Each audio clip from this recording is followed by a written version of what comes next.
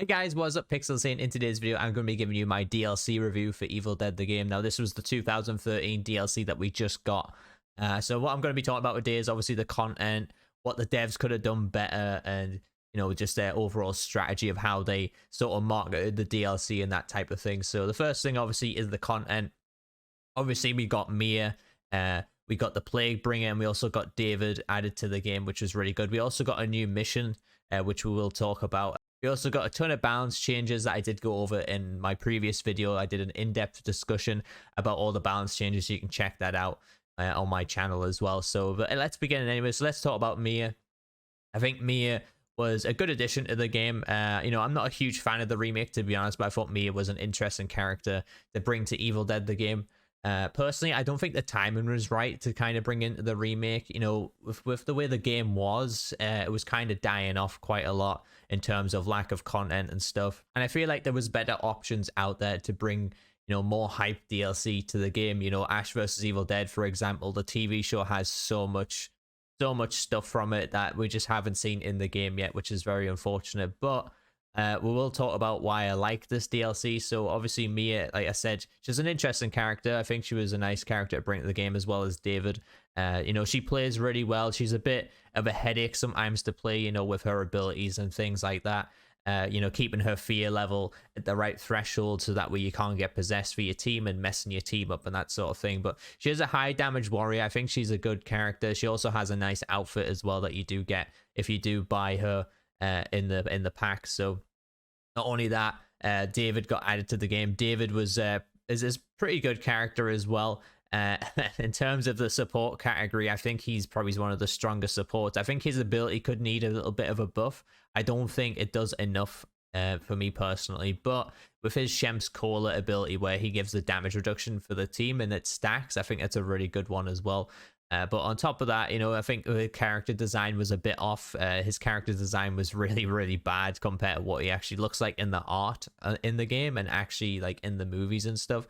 His character doesn't look like him at all. But going back to Mia, I forgot to talk about her character model. I think she looks fantastic. They did a really good job with that character model as well.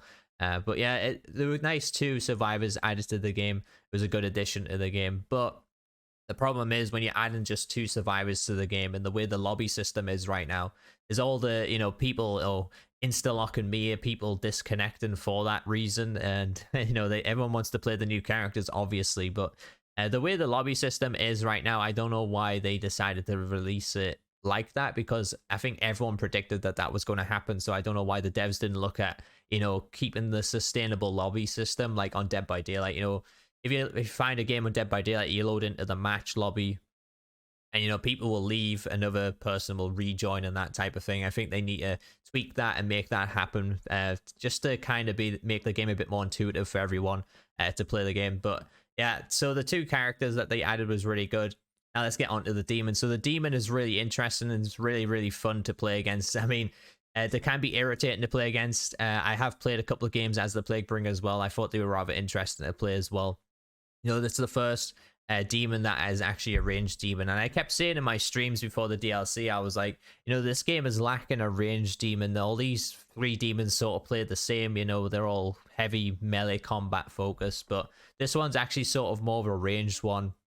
Obviously with the faster basics, being able to, cover distances pretty quickly to catch up to the survivors. And not only that, but obviously the boss unit can throw out quite a lot of ranged attacks too, which is really good. It kind of makes it a bit difficult to play against her as warrior because she can knock the warriors back as well. But I think that's like that's free content. I think it was a really, really solid move for them to bring a free demon for everyone. So we got to give them props to that for bringing obviously a free demon to that. And it was sort of interesting because it was more or less just a character that it wasn't a huge character in the movies. Obviously, she only had about 20 seconds screen time or something, the Plaguebringer. But obviously, we had the Pit Witch involved in that as well. So it was sort of like a new demon class that they kind of molded together, which I thought was rather interesting. That kind of opens the door for new expansions and things like, bringing Lem from the TV show as like a fire-breathing demon, which I think will be really cool. But there's loads of different ones that they could look into, all them little demons, or even Mr. Roper from Value Stop if they want to go that far. But yeah, it's interesting that they've done that. So like I said, it does open the door for more potential new demons and stuff. But What I will say about the DLC that we have got so far is it seems a lot of Army of Darkness stuff heavy. And, you know, Army of Darkness isn't bad necessarily at all. Like, it's a really, really good movie. You know, I'm a huge fan of all the Evil Dead stuff, apart from the remake, really. But I don't know why we seem to get Army of Darkness stuff kind of thrown into this game so much. Yeah, the dude has 2 outfits, and then he has his default outfit as well. And we have characters like Pablo and Kelly who don't obviously have an outfit at all. But not only that, but when you actually first ever load this game up, you will be presented with Army of Darkness Ash as well. And then obviously the first update was Army of Darkness. Maybe they're doing it in like chronological order, where it's like, you know, we've done Evil Dead 1, Evil Dead 2 content, which was with the skin packs that did release at the start of the game launch, and then they dropped Army of Darkness DLC, and then we do in 2013 remake DLC. So I think for me the next DLC is obviously got to be Ash versus Evil Dead if they're going to be in like doing stuff in order like that. But you know, for me, I think they need to be presentable a bit more. They need to bring out a roadmap, maybe telling us what's going to happen with that. But anyways, let's get back to the actual DLC and the stuff that was added to the game. So the next thing that they did add was the mission. I thought the mission was really, really fun to play as.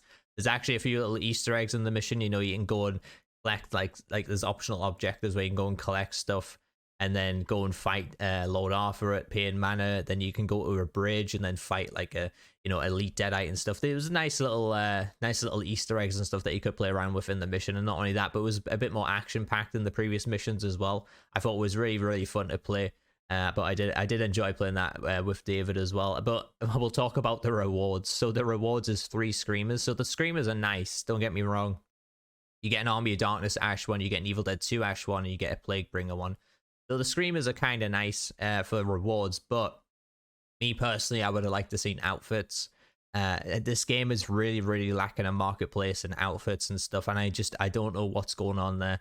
We'll fall into my next category that I want to talk about is what they could have done better with this DLC. So, in my opinion, I think Mia abilities probably could have been a bit better with her like machete mastery. I think David with his main ability could have been better and probably tweaked a bit better to kind of sustain him in terms of keeping up with like Cheryl and the likes of Evil Dead 1 Ash. So I think Cheryl and Evil Dead 1 Ash might be just slightly better than him, but his damage reduction is really strong, which I will give him that.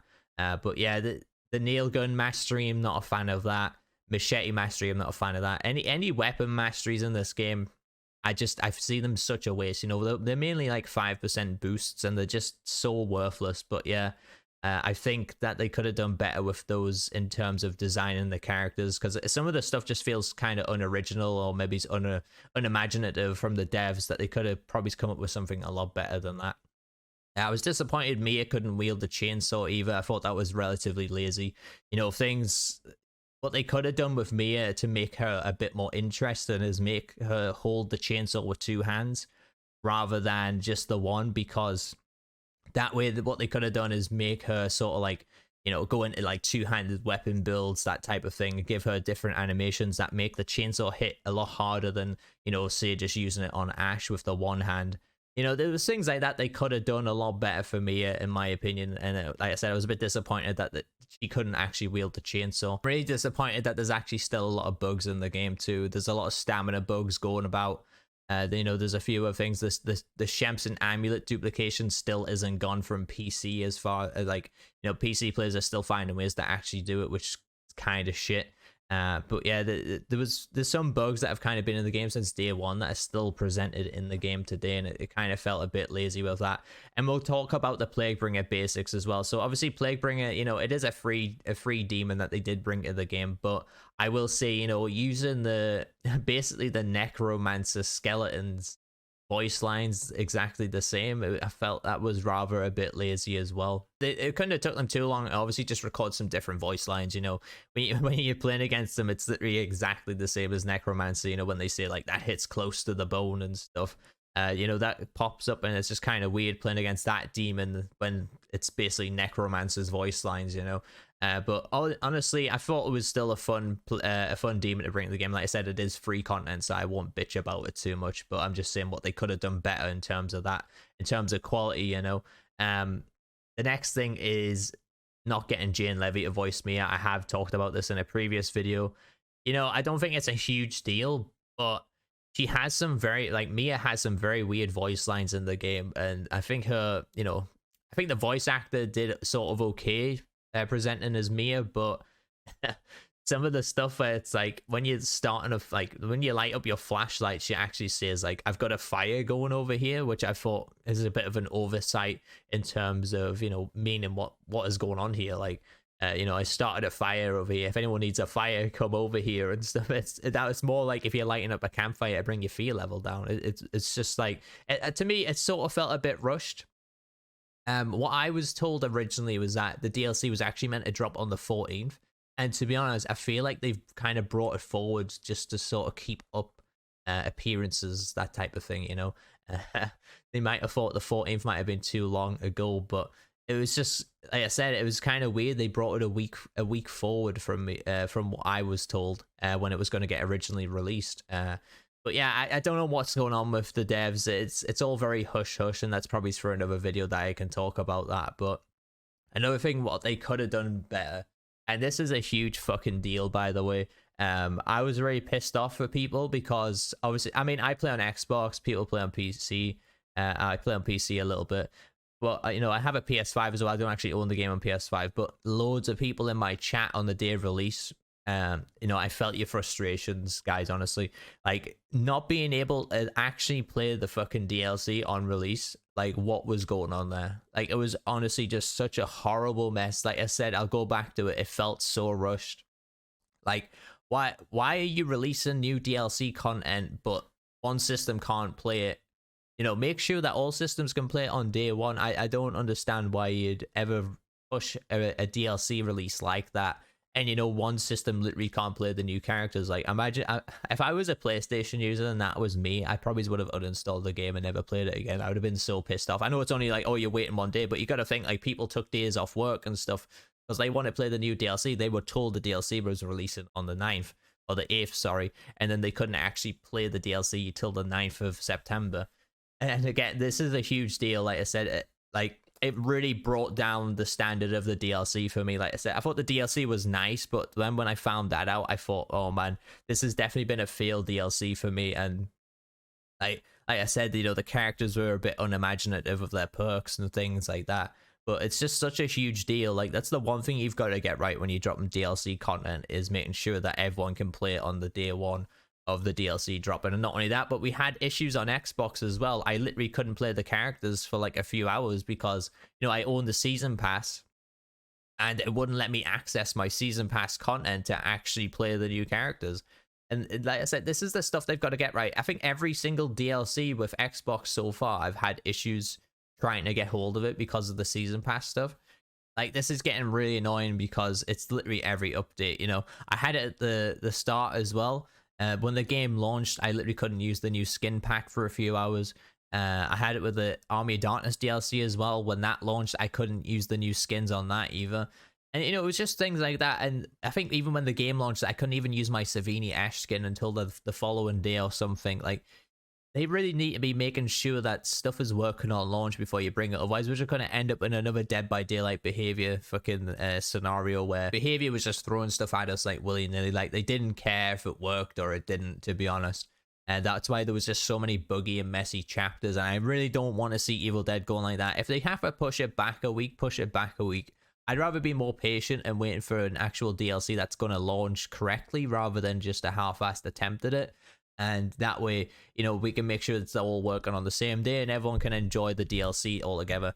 I just banged my microphone. But yeah, like I said, this is what they could have done better. So we'll just recap. What they could have done better was definitely the character abilities. They could have added the better voice lines for the characters as well. They literally could have made sure that it was working for everyone on day one. And there's one other thing I want to add. And we'll actually go back to the content because I forgot to suggest it in this video, but they actually added Blood Rain to the game. I played for about 5 hours yesterday. I didn't see it once, but I played the day before. I seen it once on the cabin map. So it is in the game, but I would like to see it a bit more frequently. But again, we're getting into the scenario of IP holders and stuff. Maybe they don't want that on the Army of Darkness map. They didn't want snow on the Army of Darkness map either. So it's kind of weird that the IP holders have got such a tight grip on the game right now, and it kind of feels like the Army of Darkness IP holders are sort of running this game rather than the actual developers, which to me seems very, very fucking weird.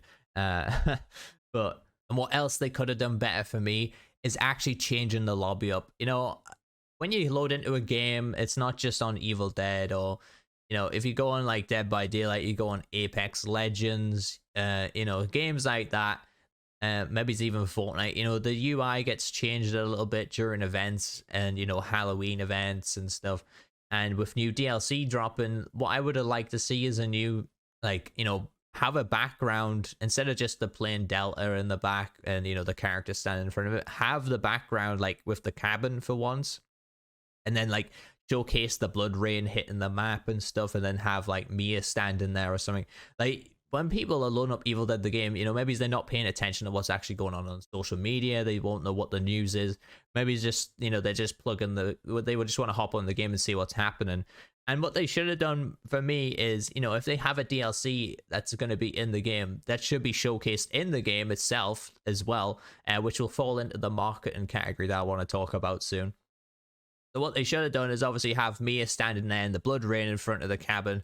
And for me, that would showcase the DLC so much better for them as well in their own game. So let's move on to their marketing strategy and stuff for what they should have done, or, you know, what they shouldn't have done during the build up to the hype of this game for this DLC. So, you know, we got little snippets here and there of, like, you know, here is Mia coming to the game. Then there was like the week later, we got here's David coming to the game. And they also announced the Plaguebringer around that time as well. And it was just pictures. I don't understand why it was only pictures. They didn't really show any gameplay or anything. And then they showed us like the 3D animations and they showed off obviously Mia's new outfit. But they didn't show us anything with Plaguebringer prior to that. Or, you know, all they really did was show us again like the loading screen animation that Plaguebringer will do. And I don't understand what is going on with the marketing in this game. I talk about it all the time on my streams.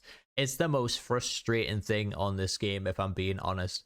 So many games do it so much better, and I just feel like Saber are just like living under a rock or something. Like, they feel like Twitter and, you know, Facebook and, you know, content creators don't exist, because it's just so baffling. And, you know, there's also another topic I want to talk about. Obviously, I was meant to be on the dev stream and I wasn't. I'll talk about that in another video. But again, the way that was handled was very, very disrespectful for me. And if I'm being honest, it was a huge piss take of how rushed it was.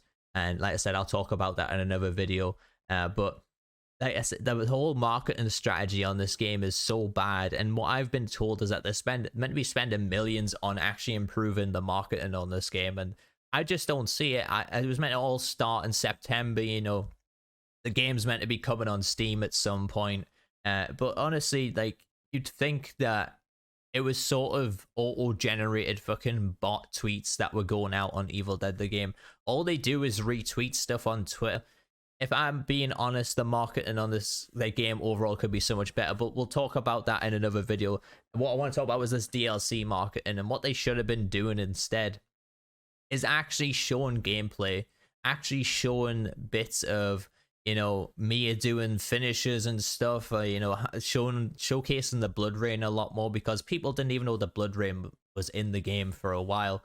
And, you know, just show us the power of the demons and stuff. And I'll tell you what, that fucking dev stream was so bad, and I'm kind of glad I wasn't part of it, because they were literally just talking for a whole hour over like some 3D animations. And what I will say, that's how it just felt so rushed and last minute. You know, they literally had 3D animations going on in the background while they discussed the new character perks and stuff, not showcasing them at all, just talking about it. And what I always say, and it's probably rule number one in content creation, is show and don't tell. Like, that is the key thing for me. Always try and show and don't tell, because people don't listen, okay? They sort of listen, but they won't be paying attention all the time. If they can visually see a, you know, ability or something, they have better understanding of it. They will learn it a lot quicker as well. The whole community will learn it a lot quicker. And that is what should be happening for this, what should have been happening for this DLC. And like I said, it should have been like, they don't even have to do it 2 weeks prior to the DLC. They could redo it a week before, right? All they have to do is get like 4 content creators together, or 5 content creators if they want someone to play Demon, and do a little showcase video. I think when the game was building up to launch, they were doing things right in marketing. You know, they were, I mean, they weren't really getting people who were familiar with Evil Dead that much to play the game, and we actually got people showcasing the game. Now we just don't get that. We get a few pictures thrown at us, and that's it. That's how we build hype up. And sorry, that is not how you build hype up in any game. Obviously, there might be a lot of contractual stuff going on, a lot of red tape going on, but surely to God, if you're an IP holder, if you're a fucking director at Saber, I don't care who you are, if you're an investor for the game, you want this game to make money, and the way for this game makes money is having a strong marketing strategy, and it don't fucking have it right now. And like I said, it was definitely evident that you don't have a marketing strategy building up to this 2013 DLC. And, you know, for me, who's done a lot for the game, and a lot of people tell me this all the time, by the way, in my comments, in my chat, I got them into Evil Dead the game. People didn't even know this game existed until I started talking about it as well. Like, this is an issue, right? If you're getting content creators to promote your game for you, then you're really lacking in terms of marketing the game yourself. And if anyone's actually been trained at marketing and is working on this game, they need to go find a new career or something, because honestly, that is just there's no way anyone involved in marketing in this game right now knows what the fuck they're doing. And like I said, it's very frustrating for me as a content creator. Like I said, I've got a lot of people into this game. I've probably done more to market this game than they've actually done themselves. And honestly, like I said, then it just fell into the whole dev stream scenario as well, which again just felt very disrespectful for me for the amount of stuff that I've done for this game since it's been released. And not even then, ever since it's been announced. I've been covering this game since day one. I've been defending Saber to the fucking hills, man. Like, people literally shitting on these devs so much. And to be honest, I mean, it wasn't for the right reasons why they were shitting on them at all. You know, it was stuff like, oh, this game's going to be a cash grab. I definitely don't think it's a cash grab. They're very, very lenient with the DLC prices and stuff. I think they do a good job with that. And, you know, the skins aren't expensive either. But actually say one other thing what they could have done better was actually adding some outfits to the game. The fact that we waited so long to get a new outfit drop, or, you know, something like that, new content added to the game, and it was just one outfit, like, that is absolutely bizarre. You know, this is maybe a live service game. I don't understand why they don't literally add outfits and stuff to the game. It's very weird. And, you know, I think a lot of people do want a marketplace. It keeps variety in the game. You know, one game you can load in as Ash with his funeral suit, and then the next game, you know, load in as Ash with his finale suit, his Jacksonville outfit, his Value Stop outfit. Like, there's so many outfits we don't have in the game still, and I don't understand why it's not being brought to the game at all. You know, we had content creators calling this game a cash grab, and then we had content creators just shitting on Saber, saying they're terrible devs. I was defending them all the time. There was people saying that the game's going to fail because it's not a single player game. I definitely don't agree with that either. Like, I had so many arguments, and, you know, I posted so many videos, you know, building up to this game. And like I said, I probably marketed better for the game than any of them did. But yeah, honestly, the side of the marketing on this game is so frustrating. And like I said, I probably will do like a rant video or something about it, because I'm tired of being nice. You know, I've been patient. I've been really nice to the devs since the game's launched. You know, I've been very cooperative with a lot of things as well. And honestly, you know, with the way I was treated and things like that, we'll get over that at some point. It's just more so, why aren't they doing this stuff themselves and relying on people like me to promote their game for them is very, very frustrating and very, like, concerning for the game's future, if I'm being honest. But yeah, I'm gonna leave it there, guys, for my DLC review. Otherwise, I'm going to be dragging this out too long. Like I said, there's a lot more topics I want to talk about, so I'll be doing more videos like this in the near future.